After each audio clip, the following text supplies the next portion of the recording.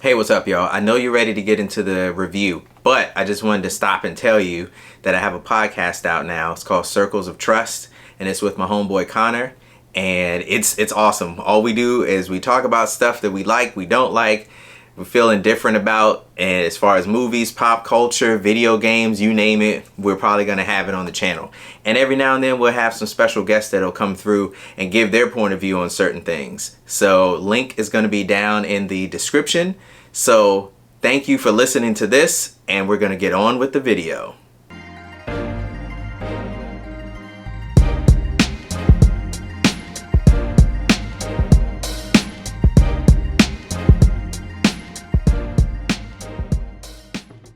Hey, what's up, y'all? Welcome to Unscripted Review. I'm your host, DV, and today we're going to talk about probably one of my favorite franchises. It's not up there as far as like Mission Impossible is on my list, but it's up there. It's just something that's near and dear to my heart. And we're going to talk about Jurassic World Dominion.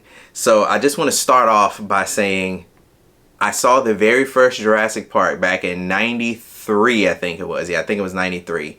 And I saw it at a drive-in movie theater in Atlanta, Georgia, when I went down there to visit some family.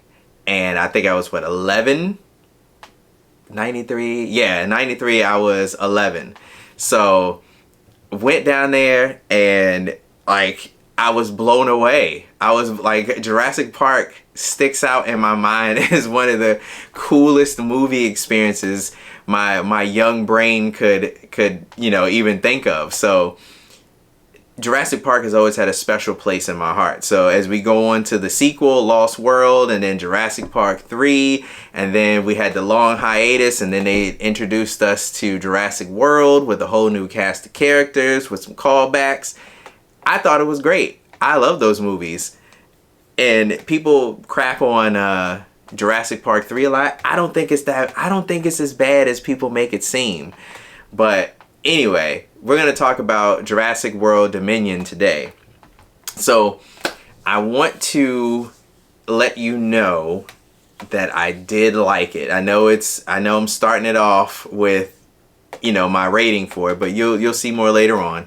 But I really do like this movie. This movie gives me a lot of nostalgia, yet, like, cool moments and cool set pieces. It was just an all-around good movie. All-around good movie. So before we get started, I'm going to show you what to expect in this movie. Now, this is a section of the video or the show where I let you know how much, profanity and all that stuff is in the movie. So if you're watching this review and you're like, well, I want to take my kids, then this will give it to you here. So it should be popping up on this side over here, or maybe over here. I don't know where I'm going to put it. It's unscripted, so I don't know where I'm going to put it. Wherever I put it in the editing room is where it's going to go. All right, cool. So now you know what to expect when you go to see this. Now, those of you who have never seen a Jurassic Park or Jurassic World movie, I mean, this is fine. It could be seen as a standalone movie. You won't really know all the callbacks and stuff. But those of you like me who have seen all the movies up until this point, it's got quite a few callbacks to it. And I really, really, really like that. And it didn't try to replace the original crew. Now, I know that sounds weird because they literally did. Like, they did have a whole new crew in Jurassic World. But they brought a lot of the cast members back, and you can see this in the trailer, but I will have to tell you there are going to be spoilers in this review. So I'm warning you right now. I'm going to probably have the little spoiler alert showing up on the screen right now. I'm going to talk through it. You're going to see it on the screen. And now we can move on. So if you need to stop, you need to stop now before I move on. So I feel like they paid homage to what brought them there. So they took a lot of the original cast members, they brought them back as the same character. Now, I know that sounds dumb, like why is he saying it as the same character? As we've seen in lots of things going on today, not everybody comes back as the same character. Like, try watching anything Star Wars today, or try watching anything that's Marvel today. People are not the same as they used to be, which is very, very sad. And look at what they did to Master Chief and Halo. A lot of these things, you go to expect one thing and they give you another. This movie gives you exactly what you're expecting, and I love it.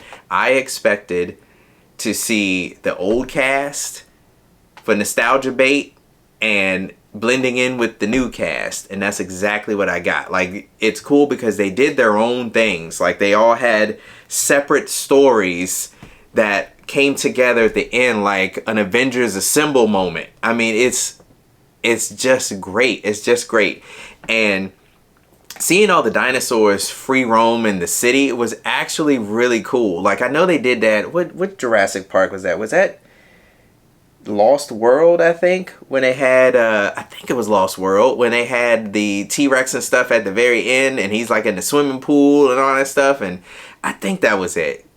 If I'll find out and I'll put it down here at the bottom to, you know, if I'm incorrect on what I just said. But they've done this before, but this time, like, it's on a grander scale. Like, they show all across the globe, there are dinosaurs all over the place. So it's pretty cool to see the interactions with the humans and the dinosaurs, and how the dinosaurs are still stalking their prey like they were before. Everything is just, I don't know, it's just, I liked it. And I know it's getting slammed in the you know, online from all the critic reviews and stuff, but I feel like it was a good blend of everything. We got the nostalgia, we got the action set pieces, we got like new just new ways of humans interacting with dinosaurs. You get to see them free roaming in the parks and stuff.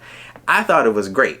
Now, a couple things that I do want to talk about. I want to talk about the original cast. So Sam Neill, Laura Dern, and Jeff Goldblum came back to reprise their roles from the first trilogy of Jurassic Park movies. So they all act the same, and I love it. Like, Sam Neill is still Sam Neill. Like, everybody is the way they were before, which is great. So you have them trying to rekindle their like, you know, Sam Neill he's the dude that, you know, he just was at dig sites the whole time. So his life was dedicated to the dig sites. And Laura Dern, she ended up getting married and having some kids.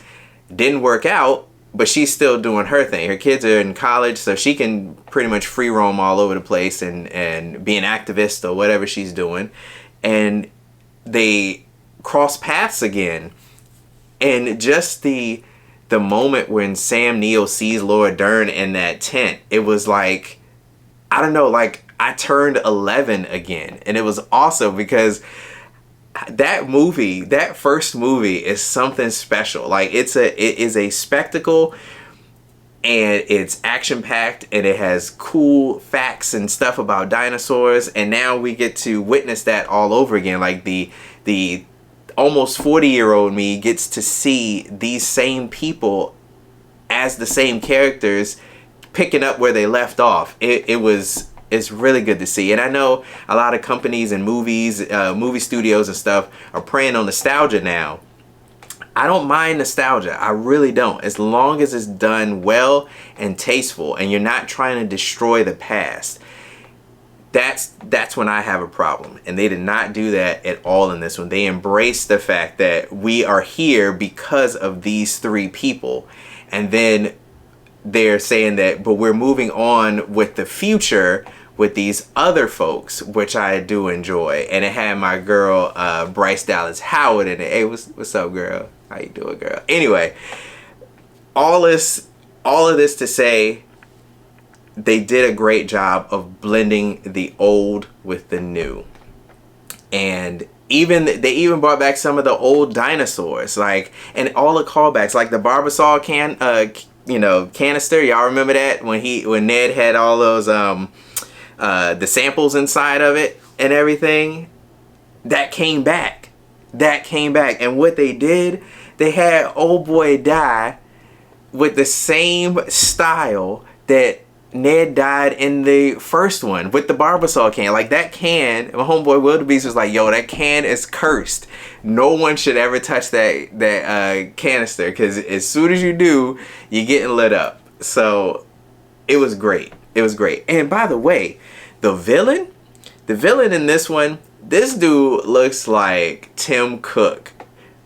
For those of you who don't know who Tim Cook is, he is the CEO of Apple. And I mean, dude, even when they showed the place that all this stuff all the science and everything, creating the dinosaurs and everything, that the location that they have this, it looks like Apple Park, because it's like a big circle. I'm telling you, this was Tim Cook all the way. 100% Tim Cook. The gray hair, the glasses, the outfit. He looked like Tim Cook. And I believe they were trying to point out the fact that maybe Tim Cook acts like this behind the scenes. And it was great. I loved it. Like, the whole, when we first saw him, we were like, yo, this dude look like Tim. His mannerisms, like, he kind of was acting like Tim Cook. Hey, that's cool. I could roll with that. So a lot of villains these days, like back in the day, used to have villains that were like over the top, or they're always trying to destroy the world and this and that. But a lot of villains today are, it seems like they like to be tech moguls. Like, they like to make these, either a young tech mogul or like a old businessman that runs a big company that is the villain in this, in a lot of these movies today, which is fine. The villains mold with the times. So, like, back in the day, we used to have the cheesy Bond villains, and then you move on to the, like, super crazy serial killer type people, and now you have like tech moguls and various CEOs of big companies that just want money. So that's the type of stuff we have today in our modern movies, which is fine. It doesn't bother me. But this dude really did look like Tim Cook, though. So we could talk about the current cast. So that is, we know and love them from Jurassic World and Fallen Kingdom, and then now Dominion. We've seen Chris Pratt and my girl Bryce Dallas Howard, girl. We've seen all of them before, and now they reprise their roles, of course, and now Maisie back. So you remember Maisie from Fallen Kingdom? She was the one that was a clone of another woman. So they told us one way in Fallen Kingdom on how Maisie came about, and now they kind of retconned it, and I guess it probably made the story a little bit more streamlined, because I don't know if they really knew how they were going to go with it. And plus, a lot of the times you don't get a green light for the next movie until you got to see how the current movie performs. So I guess they had to say, all right, so we got to make it this way. If we don't get another sequel, then, we're safe. But if we do, then we can add extra elements to flesh out the story, which is fine. So now the story is a little bit different of how Maisie came about. And by the way, Maisie, to me personally, was like the worst character. She got on my effing nerves 90% of the movie. There was some moments where she was okay, but most of the time she was an angsty teen and just irritated me. But there is one cast member, I don't even remember her name, but she's the pilot in this thing, and she's this black chick. Yo, she was definitely a really cool character. So, and here's the thing. This is how you do, in my eyes, how you do diverse characters. So you don't have to put a person in the movie just because they're black. You can write something and then maybe cast a black actor or actress for it, but they still can act like regular human beings. Now, this chick, she definitely was from the streets. Like, her dialogue, she used a lot of current terms like, I got to go get the bag, or, money, She was saying, just the verbiage that she used, she definitely was written by either somebody who didn't quite understand how supposedly black people or young hip people talk, or she was just written by a black person who was just like, yo, I'm just gonna throw my own language and this is how I talk, so I'm gonna make her talk the same way. I didn't have a problem with it, but I feel like she was written better than a lot of these other shoehorned in diversity hires and stuff. And you know, I feel like this just overall was organic. Like there's another black guy in this movie who he works for the villain company, and he helps out both sets of people. He helps out the original crew, and then he helps out the Jurassic World crew throughout this whole thing.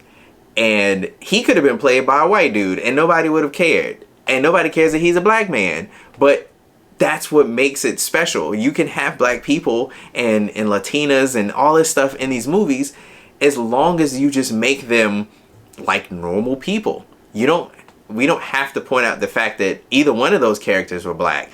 Like, it's cool. That's what I appreciate. I hate these diversity hires and, oh, we need to retcon and change this person to be Latina or black or Asian just, you know, to check a box. No, these characters I cared about, not because they were black, because they were just good characters. They were just good characters. Like I was fine with both of them. The black chick was a beast. Like she was the pilot, yo, and she was real cool. Like her and Owen, Chris Pratt had some cool little set pieces when they were doing their own thing. Because, you know, a lot of, you know, they had to split up and do different things to come to the main conclusion, which I appreciate. When you have a big ensemble cast like this, it's best to split them up into groups and then have them come together at the end. Just like Infinity War was a example that I used when I was talking with my boy Wildebeest. I was saying that, you know, the way they did it in Infinity War, each group had their own task and thing to fulfill for the greater good of the story. And that's how it was here. It's just that we didn't see them come together until Endgame, and this one we saw them come together at the very end. And seeing all of them together was dope. Even with the new chick, the pilot, even with her in the mix, and Maisie was, yeah.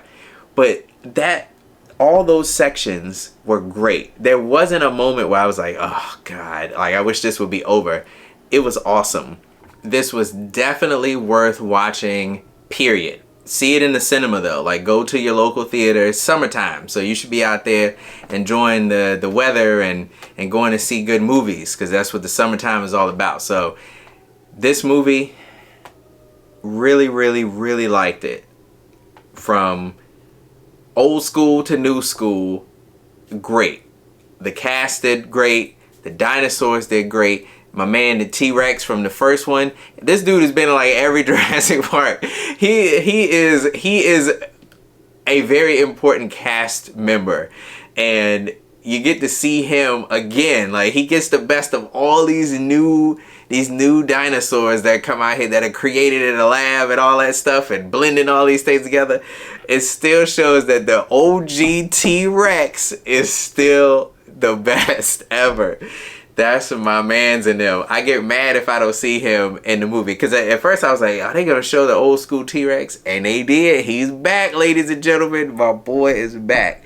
So this movie gets the final grade from Unscripted Review, gets a B.